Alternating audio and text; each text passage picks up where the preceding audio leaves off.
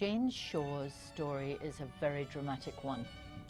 She was born to a silk merchant in London who was also an alderman, so they were very well known and she was quite wealthy. However, she would not have moved in royal circles. That was up to William Hastings, who was the Lord Chamberlain for the King, who spotted her and decided she might make a wonderful mistress for his master, the King, King Edward IV. And one of the reasons I picked writing about Jane Shaw was because I wanted to feature Edward IV in one of my books about the Wars of the Roses.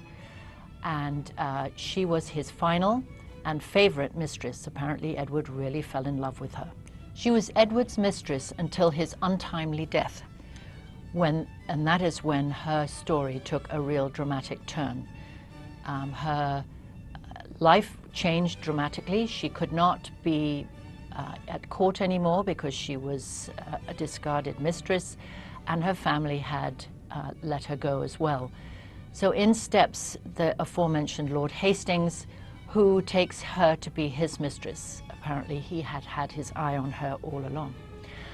After that, the things turned very dramatically in the months after Edward's death. He had not made proper provision for his children, and his brother came down to protect the throne, Richard of Gloucester, soon to be Richard III, and Jane became part of a campaign. Richard was on to rid Edward's court of the debauchery that had been going on for several years. In Royal Mistress, I wanted to explore the nature of love of men and women, from the paternal to the paternal love in a husband-wife relationship. Then you have the friendship between men and women that sometimes grows into something more. And then you have the romantic relationship of somebody who you idealize, and then you have infatuation that leads to passion and a sensual relationship. And then finally, you have the relationship of a man and a woman that's deep and real, and they become soulmates. So Jane goes through all of those different relationships in the book.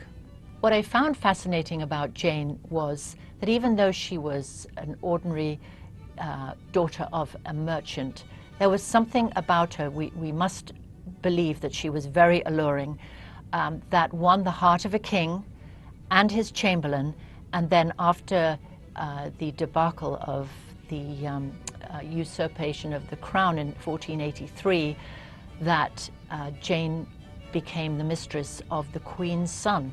So he'd obviously fallen in love with her. So that's what made me look at this woman twice, three times to write a story about her. What did she have that held these three, probably the most powerful men in the kingdom, in thrall? So she was intriguing to me, and I think she deserves all the poems and the ballads and the plays that were written about her all through the centuries since then. Jane Shaw has figured greatly in literature in England, and so she obviously was something else.